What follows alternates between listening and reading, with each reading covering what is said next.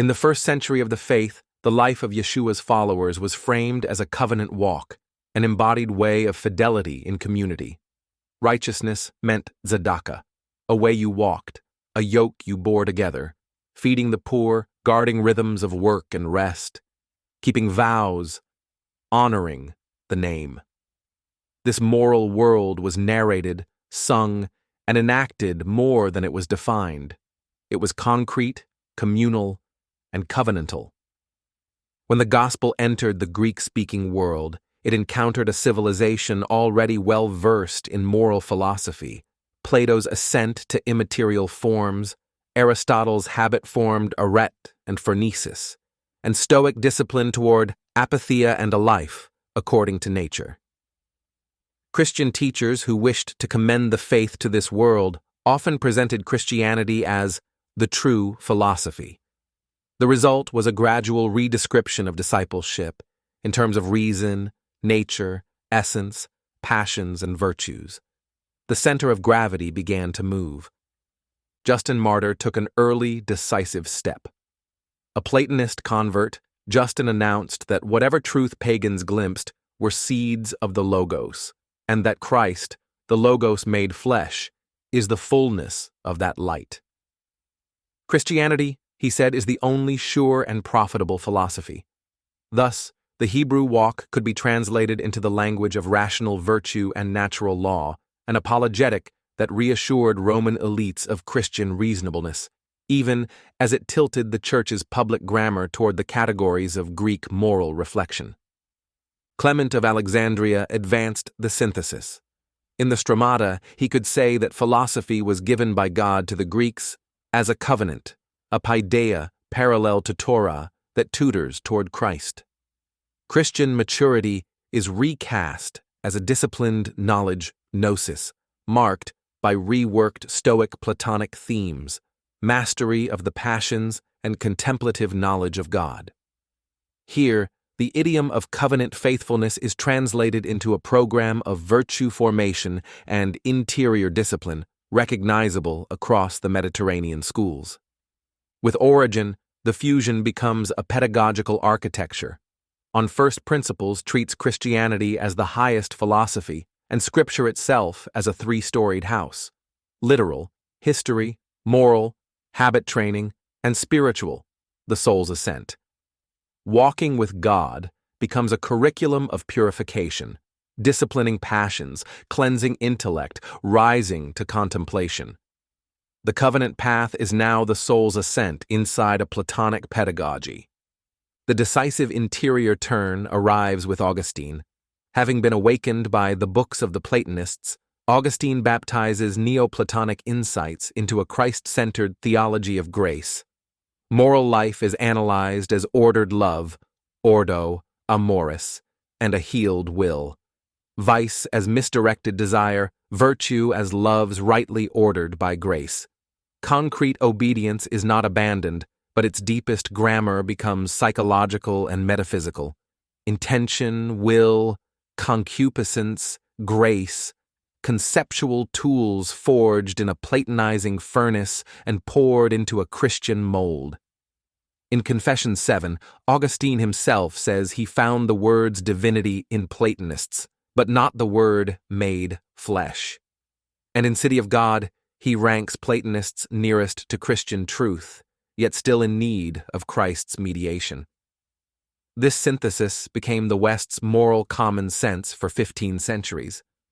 In the early 4th century, the Church's practices were also being reshaped by imperial and conciliar acts that further uncoupled key covenantal markers: Sabbath rhythms, Passover alignment, table customs, and Jewish-Christian proximity. These acts re-choreographed holiness to a different calendar and logic.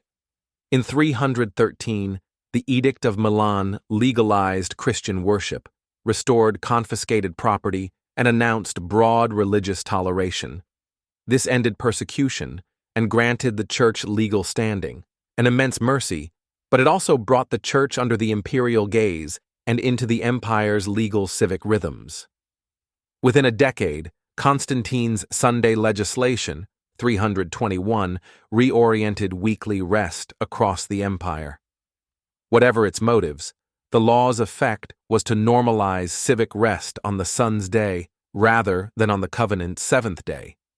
Later the same year, a follow-up permitted manumission legalities on Sunday, treating it as a festive day suitable for acts of mercy, again legalizing a new weekly axis. Just a few years later, the Council of Nicaea, 325, settled the Paschal Easter question in favor of a computation independent of the Jewish calendar. In his circular letter transmitting the decision, Constantine states plainly, "We ought not, therefore, to have anything in common with the Jews," and urges complete separation from Jewish reckoning in celebrating the feast. The rhetoric is unmistakable. The policy is clear. Disentangle Christian time from Israel's calendar. This was not merely metaphysical Hellenization, it was calendrical de-Judaization with profound liturgical consequences. No longer a spring feast tethered to Passover's waxing moon, but a unified, Sunday-anchored celebration. The Council of Elvira, 305 to 306, in Spain, issued canons restricting intermarriage with Jews, table fellowship, and even having one's fields blessed by Jews, all measures aimed at reducing everyday entanglement between communities. This was a practical social distance legislated in canons, reinforcing an emerging identity distinct from the lived patterns of the Jews and first-century followers of Yeshua.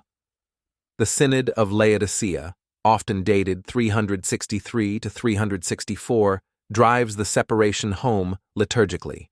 Canon 29 states, "Christians must not Judaize by resting on the Sabbath, but must work on that day, rather honor the Lord's day."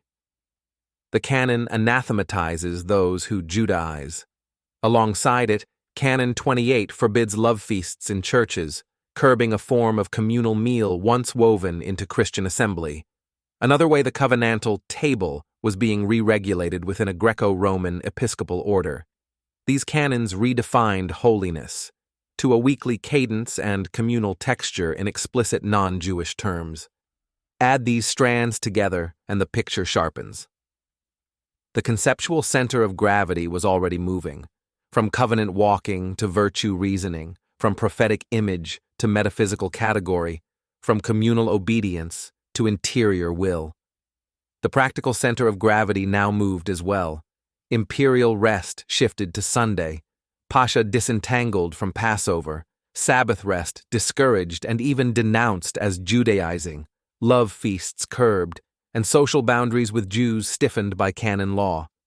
The result was a church whose timekeeping, weekly rhythm, and public posture no longer tracked Israel's covenant signs, but the new imperial week, a Sunday Pascha, and an orthodoxy patrolled by councils and bishops. It attests a re-anchoring of Christian life away from the old covenant calendar and neighborhood. Seen against this backdrop, Augustine's interiorized ethic of ordered loves becomes the West's great theoretical capstone to changes already underfoot. The lived calendar now leaned Roman, the moral grammar leaned philosophical, the catechesis leaned toward virtue, passions, and will under grace. The covenant trail was replaced by a map used to describe and patrol that bore the names and measures of a different world. Christians still prayed, fasted, gave alms, and honored marriage. Hebrew thought and Torah was steadily rescripted by Greek moral categories and Roman decrees. The walk is now foreign, avenues paved by emperors, measured by councils, and explained by philosophers and established as orthodox doctrine in the Church. False teachings and heresy is redefined. Now it's anything contrary to the Roman Church. Please note that when dealing with history, scripture, or philosophy, we aim to root shared knowledge in what can be traced to sources and scholarship rather than speculation, presenting how events unfolded such as the shift from covenant walk to Greek moral philosophy or the Roman edicts reshaping practice, framing it carefully, making sure it's useful and accurate.